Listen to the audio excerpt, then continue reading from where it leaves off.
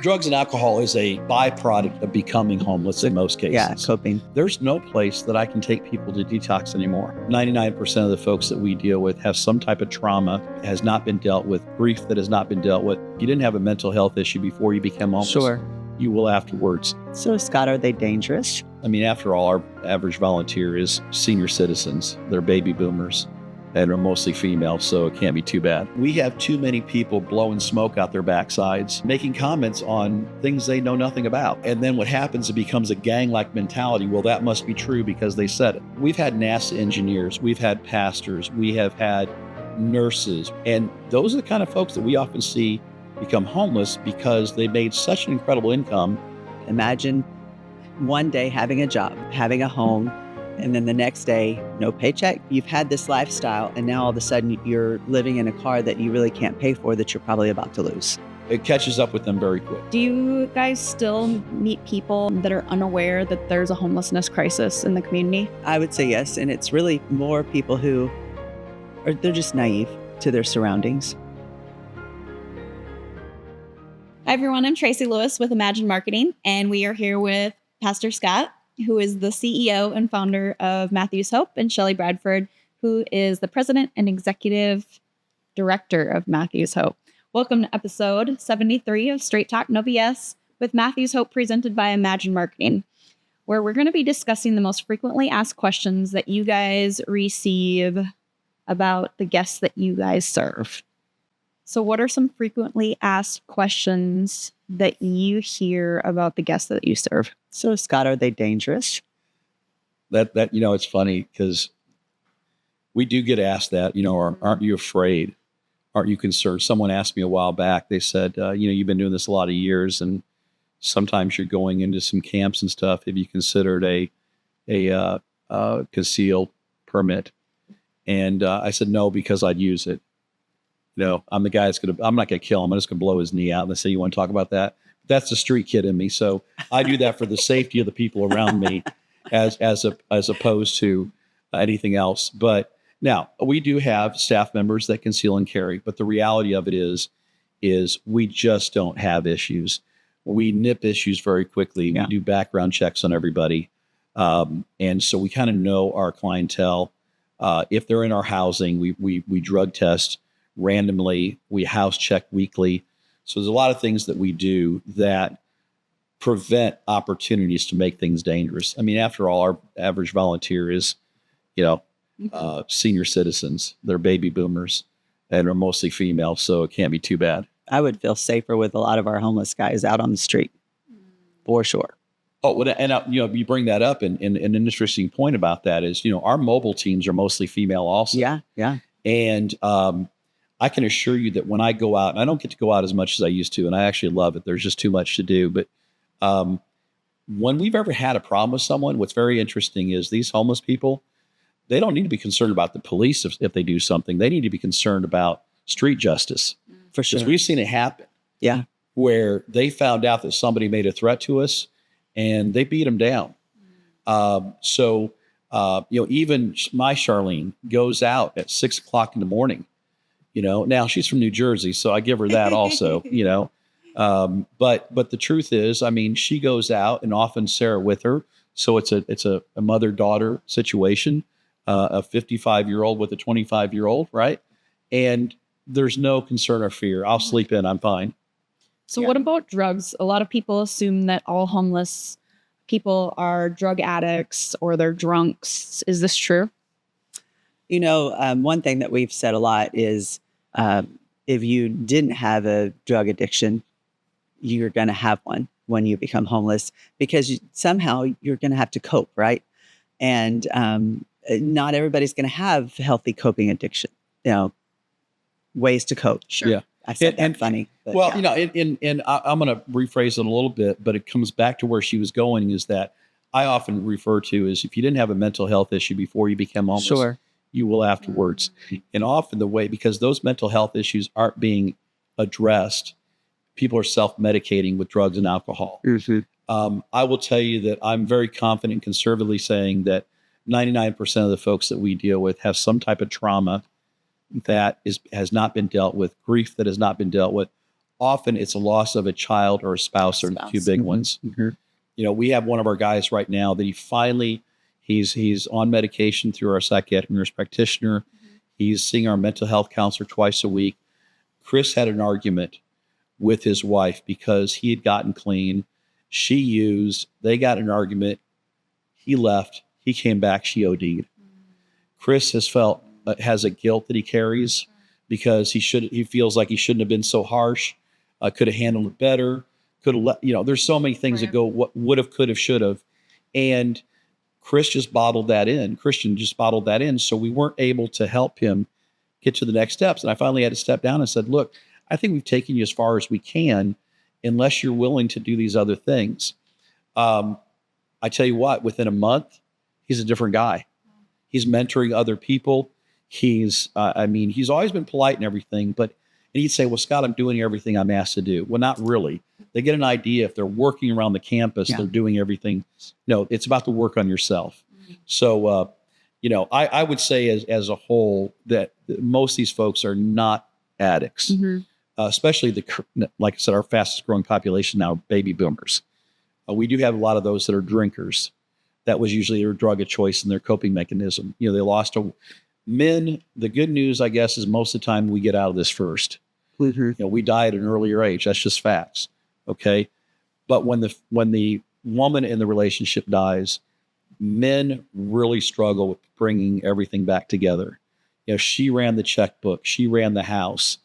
Very educated people, and they suddenly can't function. So drugs and alcohol aren't necessarily all the reason that someone may become homeless. No. Drugs and alcohol is a byproduct of becoming homeless in most cases. Yeah, coping. Yeah, if somebody was trying to cope with an issue, I'm not saying it doesn't happen. Sure. Okay, there's statistically it does happen, but something I want to touch on also, just because I just kind of blurted it out a moment ago. Education. Some of these people are the most educated people I've ever met.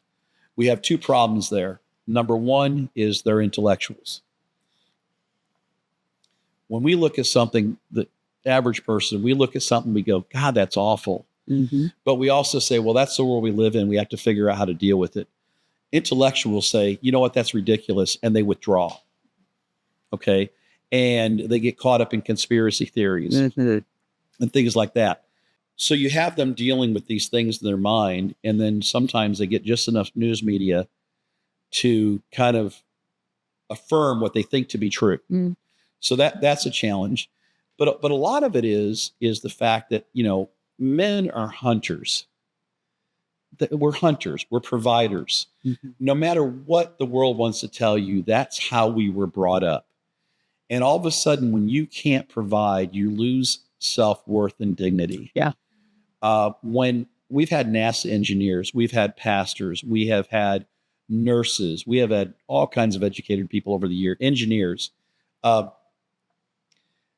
especially men are defined by their profession.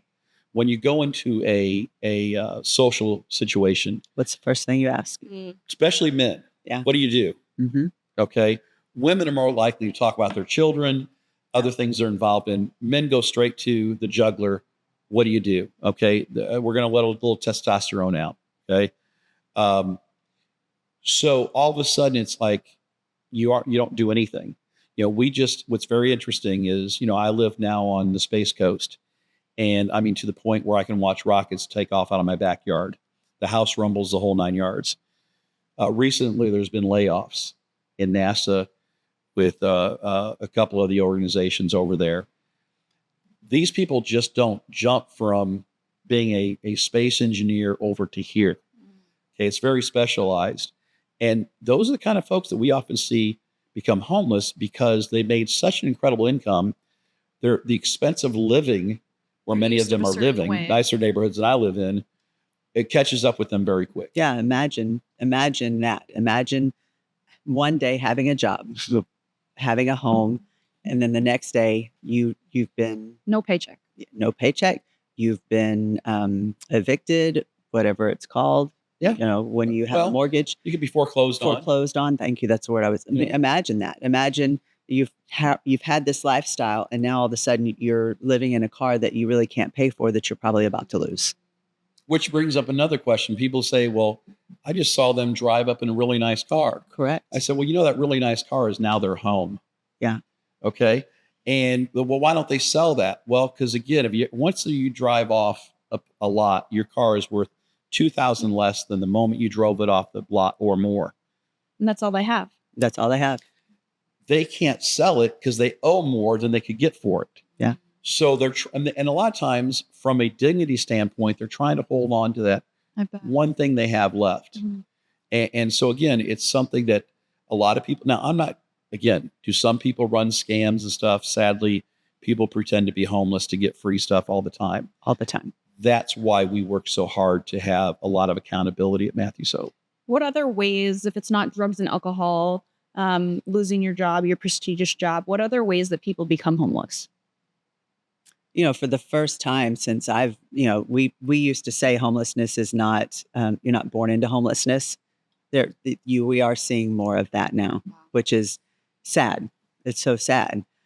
We are seeing mothers come in with fresh babies, newborns, living in the woods. Yeah. Living on the streets. And the hospitals are not, maybe there's not resources, right? But they're not helping them with the resources. They're just sending them knowing that they're going to leave the hospital homeless. We've had that several times in the last couple months. We've heard. So, and the other thing, what happens is people also don't understand there's so much bureaucracy in social services that, give an example, if somebody, let's say we do have somebody who wants to detox, there's no place that I can take people to detox anymore. I used to pick up the phone. They knew my name. Mm-hmm. Me or Pastor Frankie would call, and they knew that was us. And I say, hey, I've got this young lady or I've got this gentleman I want to bring over to you. They keep them for 3 days, detox them, and we help them along. We have places that, unless they're showing they're actively using, right, you can't get in. It's like, so I need to take them out back, have them drink or shoot up or That's whatever, so crazy. Smoke some crack. I mean, we've just recently had a guest who wanted to get off the street, and he was clean. He went through the process to get clean, and then they wouldn't take him because he was clean. Clean. And then you go to domestic violence. We just dealt with a situation recently, a single mom, 2 kids, came out of a domestic violence situation that actually happened. The last record of it was 2 years ago. Mm-hmm. But it was 2 years ago how she was put on the streets. And she's run out of all her resources. So now there's no one else to turn to. And they're saying, well, the report, he didn't lay a hand on you for the last 2 years. She goes, I've been on the run for the last 2 years. You don't qualify to get in. So there's so many other things that come into play. So when people say, well, why don't they just go down to the shelter? First off, I've been doing this for over 20 years. 15 is Matthews Hope. Shelters have been full since the day I started this. Shelter's not free. You have to have money for that. Shelters take time to get in. Shelters take time to get in. If you can get in, because they're all overloaded. Okay. So there's so many things that people go, oh, well, he should get this or they should get that. Look, if it was that easy, we would just be a broker of services. Right. Okay. Right. Get out of all this stuff that we're doing. It takes a lot more work than that. So what else do people ask you guys? Goodness. Are they all crazy? Are they all? Well, yeah. Crazy is a big one. We all are to some extent, right? Listen, my entire staff, as far as I'm concerned, to do what you do and commit yourself have a little to this, crazy. You got to be a little crazy, just a little touch. Do you guys have any guests that were crazy, or somebody would look at them and say that about them? Oh, Lord God. Oh, yeah. Every day. Almost every one of them. Every to some day. extent, yeah. Here's the thing again. A lot of this can be dealt with through medications and through grief counseling and things like that.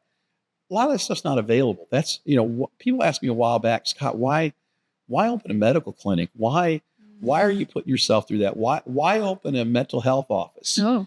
Why would you do that? There's so much involved. Why would you put yourself in it? I said, well, because it's not that I wanted to have a mental health office. We needed a mental health office.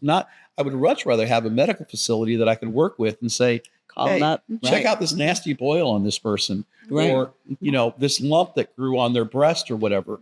I would love to be able to do that. It doesn't exist. So, or what does exist is overwhelmed. And so we took it upon ourselves to get into it. And that's why if someone investigates Matthew's Hope, they're going to see how vast we are. I mean, we shelter, but we're not a shelter. We have housing, but we're not permanent housing. It's transitional housing. We're not a medical office, but we have a medical clinic. We're not a hair salon, but we have a hair salon. Mm-hmm. We're not a laundromat, but we do laundry service. I mean, I can keep going on. So it's big, but think about all the things that you as an individual, you're both moms. Mm-hmm. Okay. And the one thing I know about moms that I have great respect for is most moms now have jobs and then they have their second job. Okay. Because us guys we're basically another child just grown. Okay.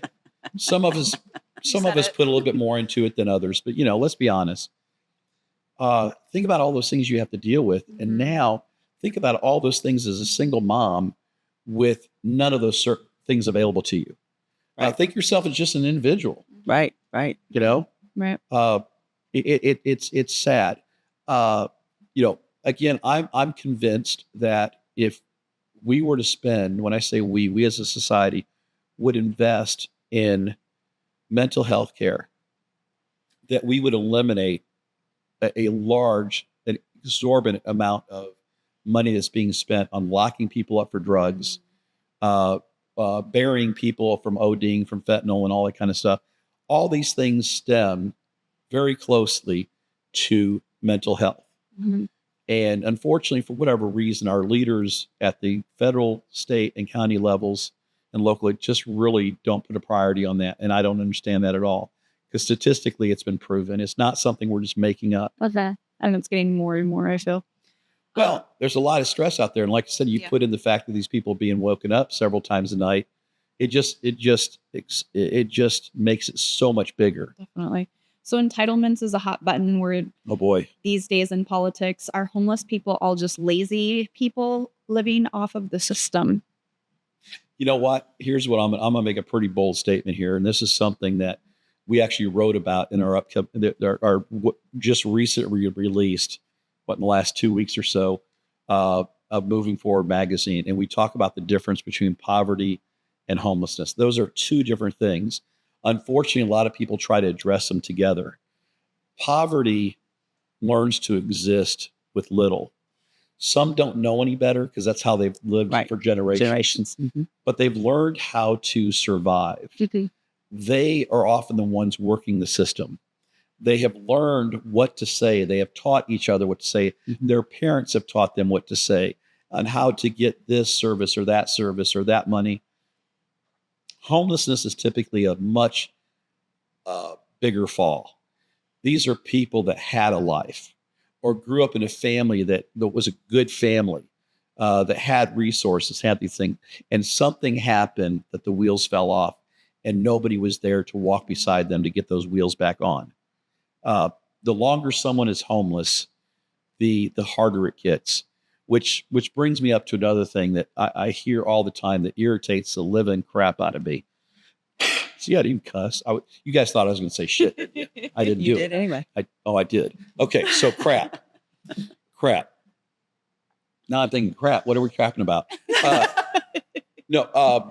People are not asking me, but stating to me how many of these people are choosing to be homeless. Mm-hmm. And I got to tell you, in my years of being homeless myself, I never met anyone who chose to be homeless. I did meet some people who chose to remain homeless. But the reason they chose to remain homeless is because we have such a difficult system to get out of homelessness that a lot of them, especially like our veterans, they've just given up. They've just said the hell with it. My recruiter promised me this, this, and this. I came home and I was constantly battling with getting this, that, or the other things that were promised to them that our government has not seen through. But we see this also, it's really hard. Well, did this happen or that happen? Well, no, well, then you don't qualify. The same thing, but going back with the drug use, okay? Some of our drug use, we're still dealing with the opioid problem that started from medications being given to individuals like oxycodone and things like that. That is still a problem we're dealing with. Definitely. Those are people that went to work every day, had a back injury. I've had 2 back surgeries, 4 knee operations. I've broken my neck and had my shoulder rebuilt. I know a few things, okay?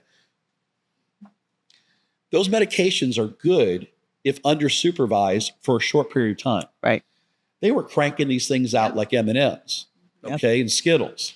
Yep. Now, our doctor that works with us, Dr. John Rothwell, he always refers to them as Skittles. Well, Skittles are yawn, okay? Because it can be, and again, all those things are good under the right supervision. Right. But then we turned into this. But then the next thing is though we closed down all those mills, what we didn't do is say, well, now that we've cut all these people off, how do we not get them to go to whatever the next street drug is? Right. And so there was no money spent on that. And so you still are seeing the repercussions of doing the wrong thing for the right reason is still the wrong thing.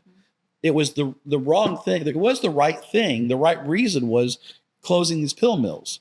But the wrong thing was to close them with no plan. It's like putting this law into place. You can't sleep outside.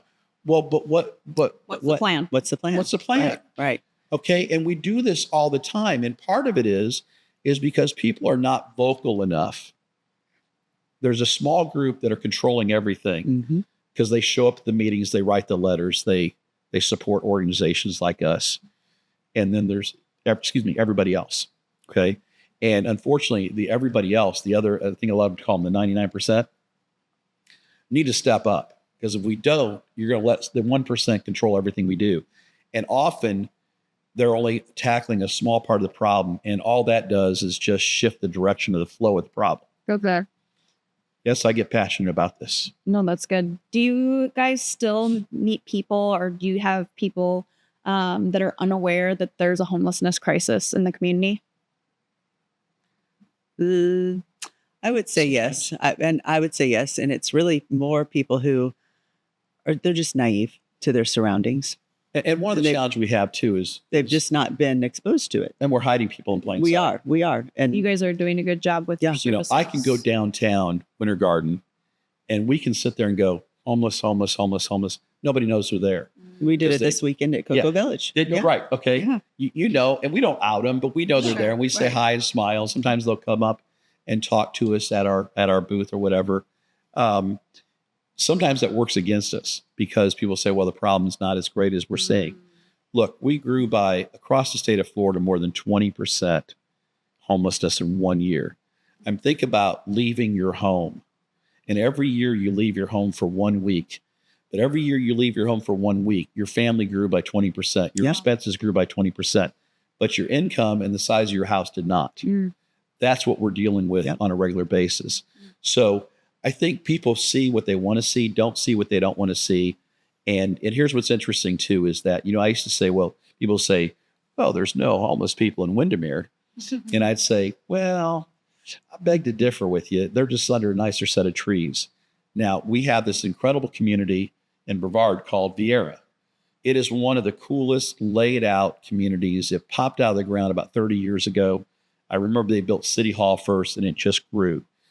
They left a lot of green space. It's really a beautiful place.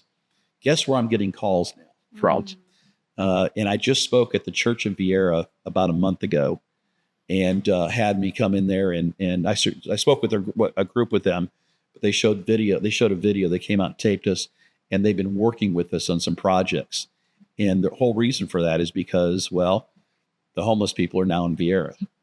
Well, you knock down enough trees, do enough development, eventually they run out of places to go. You guys have anything else to add? Probably.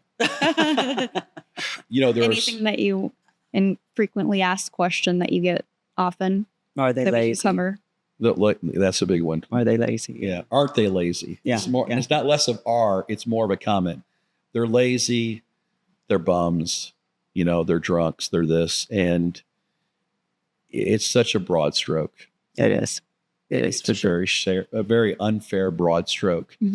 But if that is what makes people more comfortable to not be part of the solution. change and the Mhm. solution they want to see, you know, I wear this thing on my arm all the time. It says, I get asked all the time, what are these braces for? I won't go through the meaning of all of them, but the one says here, it says on here, be the change you want to see in the world you live in. Right. And I want to remind myself of that daily as I can sit around like anybody and bitch, moan, and complain, or I can try to do something, be part of the solution, do something about it. Now, not everybody has been called to full-time ministry as we have to do this, and we understand that. But can you imagine, I said just the other day, we have something like 20,000 followers now. Well, actually, it's more than that. It's But more just than our that, yeah. just our campuses. Yeah. Then you do the schools and the stores and all that. But just our campus is about 20,000 followers. Can you imagine if every follower gave us $25 a month?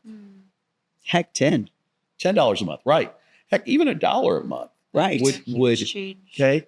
And so I think what happens is people look at homelessness as this big, huge issue. And it is. And it is. It is. Okay? But you know, one of the things we used to say when I was in marketing years ago, how do you eat an elephant?